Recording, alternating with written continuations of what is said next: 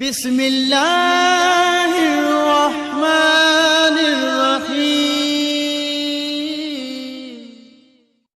औज़ुबिल्लाहि मिनश्शैतानिर्रजीम। बिस्मिल्लाहिर्रहमानिर्रहीम। अल्हम्दुलिल्लाहि रब्बिल आलमीन वस्सलातु वस्सलामु अला रसूलिहिल करीम व आलिहि तय्यबीन ताहिरीनल मासूमीन व लअनतु अला आदाइहिम अजमईन। अम्मा बाद, मोहतरम नाज़रीन, अस्सलामु अलैकुम व रहमतुल्लाहि व बरकातुहू। जी त अल अक़ीदतुल इस्लामिया जे 34 नंबर दर्स सां गॾु तव्हांजी ख़िदमत में हाज़िर आहियूं। गुज़िश्ता नशस्तनि में असां नबूअत में गुफ़्तगू करे रहियासीं ऐं 34 नंबर दर्स खां असांजी गुफ़्तगू इमामत में हलंदी। इमामत ऐं ख़िलाफ़त। जीअं त नबी सल्लल्लाहु अलैहि वसल्लम जी रहलत 11 हिजरी में थी चुकी हुई ऐं उन खां पोइ जो अरसो 11 हिजरी खां वठी हिन टाइम ताईं या हिन टाइम खां वठी क़यामत ताईं जो जेको अरसो आहे, उन अरसे जे लाइ कुझु ख़ासि शख़्सियात जो हुजणु ज़रूरी आहे जेके असांजी रहनुमाई कनि, जेके दीन में खे ॼाणंदड़ हुजनि ऐं रासिख़ून फिल इल्मु हुजनि, उहे असांजी रहनुमाई कनि। तमामु उलमा शिया सुन्नी इन शइ ते मुतफ़िक़ आहिनि त नबी सल्लल्लाहु अलैहि वसल्लम खां पोइ ख़ुलफ़ा जो हुजणु ज़रूरी आहे ताकी उम्मत मुंतशिर न थिए। लेकिन फ़र्क़ु इहो आहे त अहले सुन्नत जो इहो नज़रियो आहे त ख़लीफ़े जो मुतयन करणु, ख़लीफ़े खे चूंडणु, इहो अवाम जे हथ में आहे ऐं उहो आम शख़्स बि थी सघे थो जंहिंखे अवामी अक्सरियत हासिलु थिए।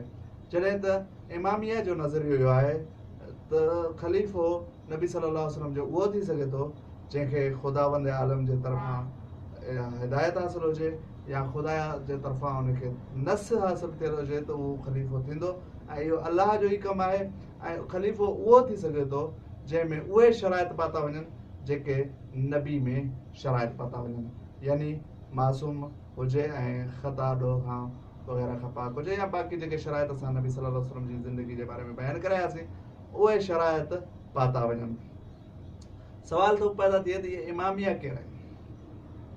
इमामिया उन ई गुरोह खे चयो थो वञे जेके असां में शिया बि उन्हनि खे चयो थो वञे। शिया जी माना आहे गुरोह ऐं इस्तिलाह में शिया ने अली इब्न अबी तालिब अलैहिस्सलाम खे चयो थो वञे। जंहिंजो पाण सल्लल्लाहु अलैहि वसल्लम ख़ुदि बयानु करे चुका आहिनि। जॾहिं आयत ख़ैरुल बरिया नाज़िल थिए त उन वक़्तु नबी सल्लल्लाहु अलैहि वसल्लम खां सवाल कयो वियो त इहे ख़ैरुल बरिया केरु आहिनि। पाण सल्लल्लाहु अलैहि वसल्लम फरमायो हुम अलीयुन व शियतुहु। इहे ख़ैरुल बरिया जेके आहिनि अली ऐं संदसि गुरोह शिया आहिनि। इमामत जेका आहे, इमामत इलाही मसइलो आहे, यानी उनजो तायीन, इमाम जो मनसब जेको आहे सिर्फ़ु ख़ुदावंद आलम अता करे सघे थो। कंहिं बि इंसान खे इहो हक़ न आहे जो हू कंहिंखे पंहिंजो इमाम बणाए, बल्कि हर मुस्लमान, हर मोमिन जी इहा ज़िमेदारी आहे त ख़ुदा जे इमाम बणायल इमाम जी इत्तिबा करे। वफ़ात नबी सल्लल्लाहु अलैहि वसल्लम खां पोइ इमामत छो ज़रूरी आहे?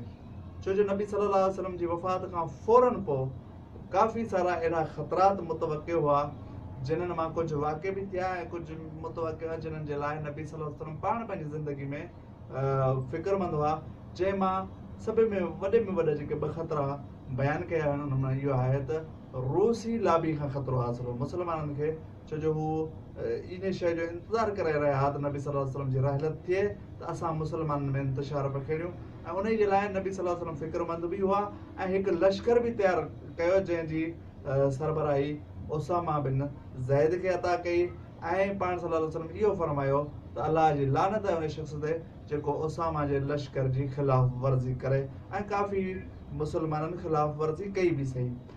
ऐं ॿियो जेको सभ खां वॾे में वॾो ख़तरो हो उहो इहो हो त मुस्लमाननि में मुनाफ़िक़नि जो अची वञणु, ऐं उन्हनि मां इहो ख़तरो हो त नबी सल्लल्लाहु अलैहि वसल्लम जी रहलत खां पोइ हू पंहिंजे निफ़ाक़ खे सरेआम ज़ाहिर कंदा, ऐं जंहिंजे लाइ पाण सल्लल्लाहु अलैहि वसल्लम आख़िरी वक़्त में इहो इक़दाम बि कयो त ऐं मुस्लमानो मूंखे काग़ज़ कलम ॾियो ताकी आउं तव्हांखे राह निजात लिखी ॾियां, अहिड़ो हल लिखी ॾियां जो मूंखां पोइ तव्हांखे मुनाफ़िक़ गुमराह न करे सघनि। लेकिन उते मुनाफ़िक़नि पंहिंजी मुनाफ़िक़त ज़ाहिर कई ऐं नबी सल्लल्लाहु अलैहि वसल्लम खे कलम न ॾिनो वियो, लिहाज़ा मुस्लमान अचण वारे ख़तरात खां महफ़ूज़ न रही सघिया। इंशाअल्लाह असां इमामत ते अॻिते गुफ़्तगू कंदासीं। अस्सलामु अलैकुम वरहमतुल्लाह।